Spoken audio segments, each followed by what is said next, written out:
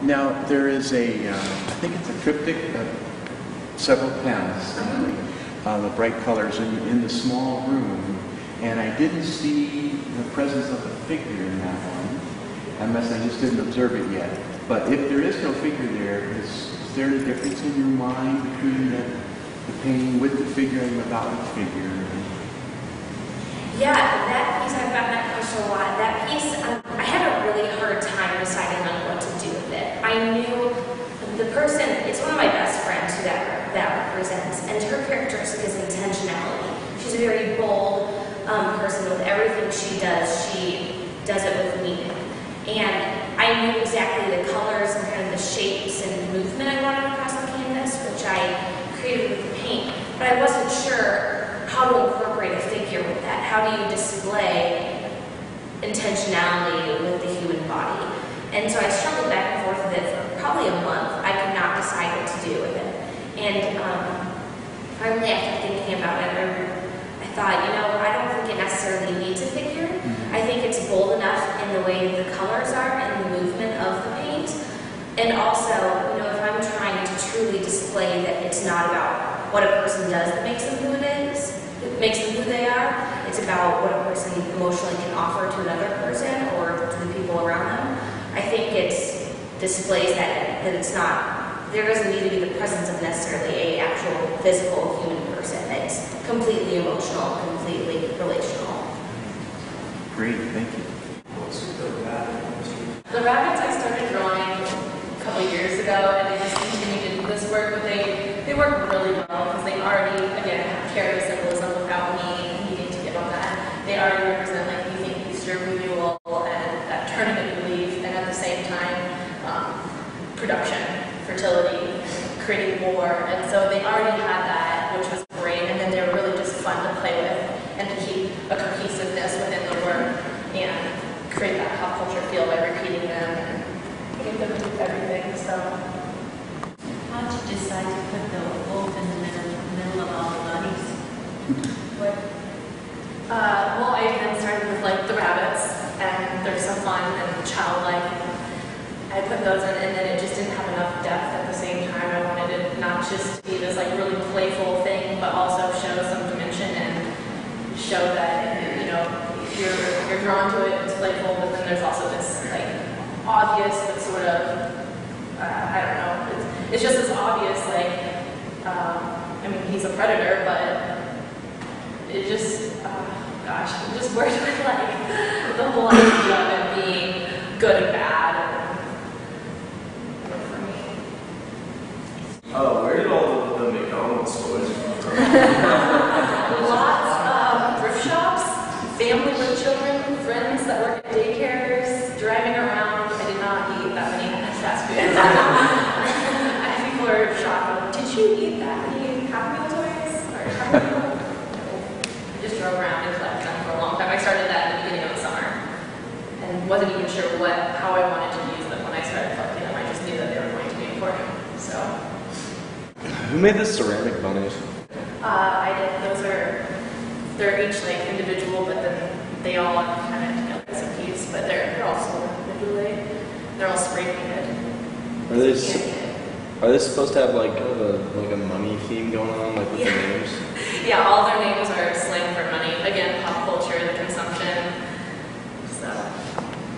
Do you plan on continually designing more clothes? Yeah, I think so. And I might not just use paper. I'm kind of sick of hot glue. So I used a lot of hot glue for this project because it needs to have like a center base I had to use wood from my parents got a new deck, so I repurposed all the wood and built this base and then started hot gluing things. And so I think if I continued with the clothes, which interests me, it would be, I don't know, something different. Maybe even try doing stuff with fabric, even though I'm not great at sewing, but I'm definitely interested in learning or knitting or some other 3D form that has texture. So. Here's that some years they have body figures, but then others are just body parts. Is there like a reason behind the separation, or is that just like the reasons behind why I did some full figure ones? I think again it's just the representation of like the specific person and that characteristic. Like for example, that one that green one has 3 figures on it. There's a woman with her back and like shoulder and head at the very top on the top panel. Then there's the torso and head of a woman in the middle, and then there's a leg and a foot on the bottom one. And that one is supposed to be representing a constancy and growth and groundedness. And the reason I chose those figures in particular were to represent almost like a tree. That there's like the rootedness, which I saw kind of made out of the leg and the foot, and then the strength in the torso and head, and then bearing fruit, bearing wisdom, bearing knowledge through like a back and like the head. And so it all like is representative of each person, but for example, like, certain body parts like the mouth, that one was supposed to be like cheerfulness, so I thought, what is the part of the body that I think best represents cheerfulness? And I thought the mouth that speaks words of encouragement, laughter, smiling, so that's why I chose the mouth. So it depends on the characteristic. So, yeah. What's the significance of these 4 being white and that one being colored? Really, I started with them all colored and it felt really overwhelming. It was just aesthetics. It was overwhelming when we have so much color going on that it was a way to tone it all down. And then you kind of stop looking at each and every little thing and you look at it more as a structure. And I thought that was kind of important, but they were too fun to do all of them, so I wanted some color. For both of you, which piece was the most difficult to construct? To construct? Well, my large self-portrait. It's 4 by 8 feet, and I had to build a stretcher, so I bought plywood, but then the plywood ended up being too thin.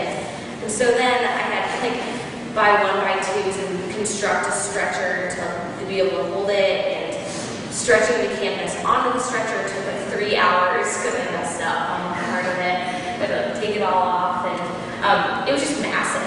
It was just really heavy and hard to move around, and the way I paint is I lay all the canvases on the ground and I pour. So lifting it up and putting it down and moving it around was really hard. So I ended up just I took the canvas off and ended up stapling it to the wall and then building the frame around it because it's just big. I mean, construction-wise, I don't have as much of a problem because mine are all on canvas and paintings, but that was the most important. Yeah, I think mine are just tedious. I mean, it wasn't that any single thing was particularly difficult. It's just like folding all these little accordion worms that you do. Again, like something I did as a kid when you're sitting in school and you fold back and forth with your notebook ends.